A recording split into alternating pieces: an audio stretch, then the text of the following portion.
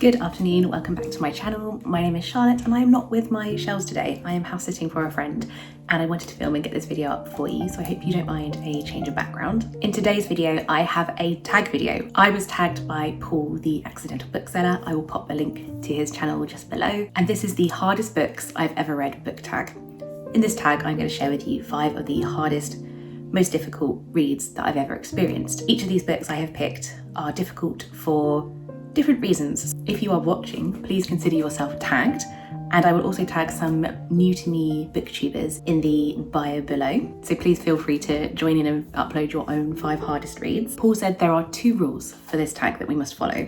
The first is that you must have read the books that you are choosing and you must have finished them. The second rule is that each book that you have chosen can't just be it was hard because it was boring. It would be lovely if you could share perhaps a little more emotion or nuance or reasoning around why each work was tough, not just because the subject matter was dry. If you do take part in this tag, do comment and let me know so I can see what books you have also chosen as the hardest reads you've ever experienced. And please do like, comment and subscribe and we will jump right in. The first book I've chosen is a hard read in the most traditional sense of the word, and that is Shakespearean Negotiations by Professor Stephen Greenblatt. Greenblatt is a very famous Shakespearean academic and scholar. He is a professor over in America and has written numerous works on Shakespeare and the Renaissance and the early modern period. If you are studying English literature at university or English language, you are probably no doubtly familiar with him already. When you're studying for an English degree, you are taught a myriad of ways in which you analyse and dissect a text, and this is through literary theory and critical analysis modules, and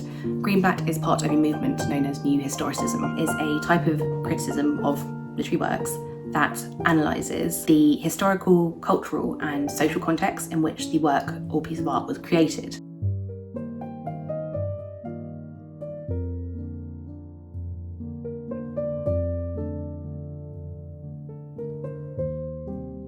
This was a particularly tough area of literary theory and criticism for me when I was a student, because it felt like the first time that I had stepped up in academic level. It was the first time I felt that this kind of discourse was difficult for me to read, and I think Greenblatt's writing style is particularly tricky.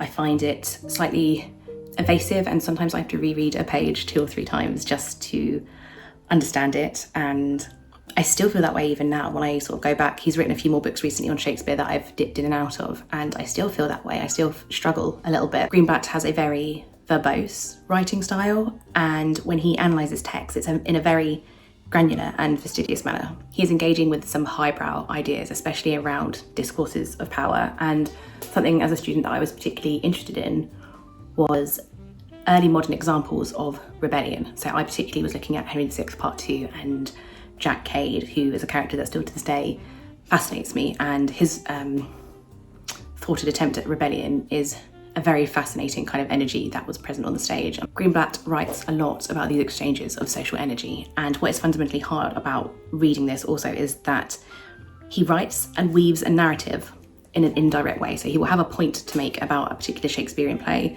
but will draw from quite far away these peripheral texts or fragments of a historical event that happened in the Renaissance and weave his way back to how he believed that influenced a particular character or aspect of Shakespeare's works. And you go on a journey where you're thinking, this feels obtuse, like I'm not sure how this meandering kind of pathway is going to slowly build back to what we're studying.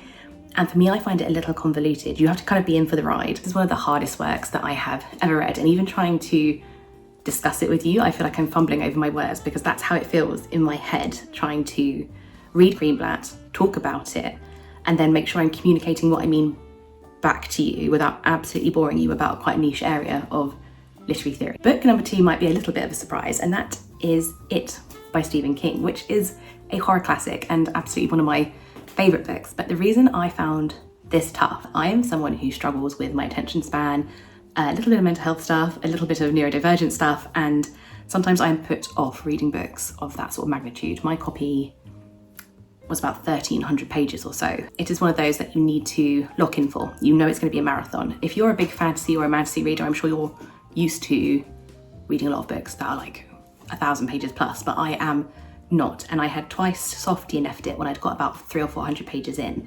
And I knew I liked the book, I just couldn't channel my focus at different points in my life to actually reading it. And last year, I took the whole of October just to focus on reading it. And I'm so glad I did, because it was phenomenal. And there was something very rewarding about committing to a work of that length. Sometimes as a reader that is really intimidating to me, and so that's just a personal reason why I found that to be a really hard book, because I knew going in it would be the longest book I'd ever read. I was hoping it would absolutely be worth it. There are a few books, like The Luminaries comes to mind, that I tried to read recently that are about 1,000 odd pages, and you get a certain amount of the way in and you just think, I don't like this, or it isn't worth it, and then it feels kind of a little bit like wasted time. I really want a book that is that long to be worth that amount of time too. There are so many books that I want to read, and not to be too morbid, but I just feel like life is so short, and when there is a book that is super long, it has to be really bloody well written for me to stick it out, and for me to feel like it is also worth going on that long adventure with that author. I am so glad that I stuck it out. It is one that I would heartily recommend and say is worth that page count. It is phenomenal. It is a saga. It is almost a horror odyssey of a work, and the fact that it's told between two separate timelines across a sort of multi-stranded narrative, you feel like you're reading multiple books at once. It's so rich.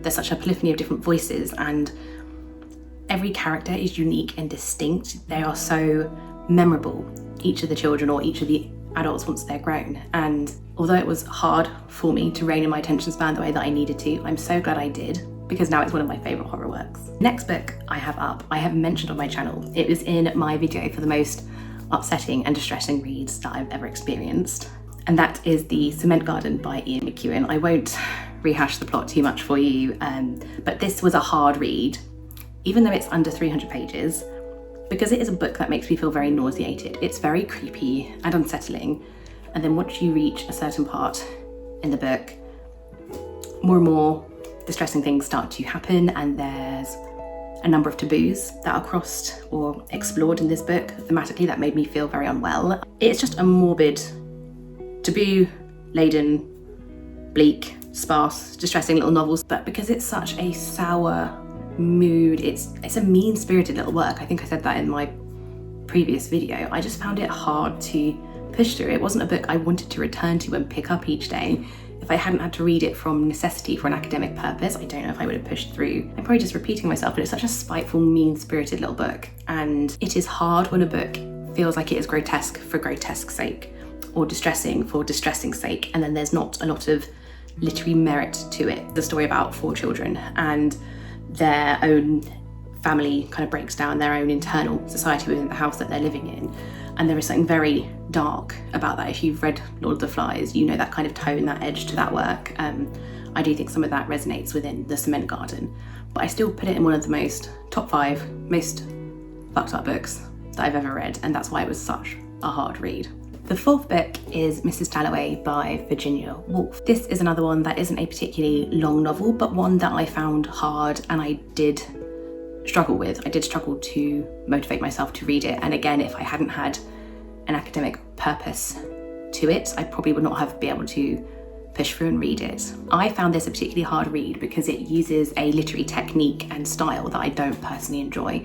In this novel, it takes place over the course of a day through the eyes of Clarissa Dalloway, and it is using free and direct speech with a mix of direct speech, and it flits back and forth between these two styles. Some people love this particular technique because you get this elusive, almost hallucinogenic quality to the writing style. You float between characters' actions, their speech, the people they're interacting with, events in the narrative, and you move between all of these in a sort of fluid, but to me very confusing kind of pattern. I don't particularly enjoy when you can't tell where speech, event, action, thought begin and end. I find it to be quite a destabilizing reading experience. The novel is set, and it was published in the early 1920s, kind of at the height of the modernist literary movement, and I really loved Woolf at uni from reading her non-fiction work. We had read some of her essays, A Room of One's Own, her letters, some of her diary entries, and I found her non-fiction to be beautiful. She quickly became one of my favourite feminist writers and really influenced me to look more into the members of the Bloomsbury group. And although this book is set over the space of one day, you're meant to kind of have this experience of a panoply of voices, this rich discourse of different internal monologues of the people and the characters that Mrs. Dalloway meets over this day. But like I said, I just found it disorienting. This is fairly typical of modernism in that it values subjectivity, the self, this inner dialogue. I think maybe I'm realising what I quite like is a lot of narrative certainty and structural cohesion. The final book is House of Leaves, and Paul already spoke about this in his video, and I didn't realise till halfway through that he had chosen this, because as I saw he had tagged me, the first book I actually thought of was House of Leaves. This is another horror novel, but it is another one that also plays with form, so I don't know what that says about me. I completely agree with everything that Paul gave as his reason for why he found this to be hard to read in his video, so please do check that out. I would also add, one of the things that I didn't enjoy about House of Leaves was the sheer size of it, and I think that might surprise some readers. The plot itself is also, like Wolf, a little bit slippery. It is, I think it's deemed post-structuralist, but the way that it also plays with form, you have this huge, heavy, unwieldy sized book. It is massive, and it's one of those that is very creepy. It's quite sinister. I do think it's an effective horror novel. It's certainly not one of my favourites, but you kind of have multiple storylines and narratives running throughout the work as it goes too. So that in itself can be quite jarring for the way that the text is presented on the page.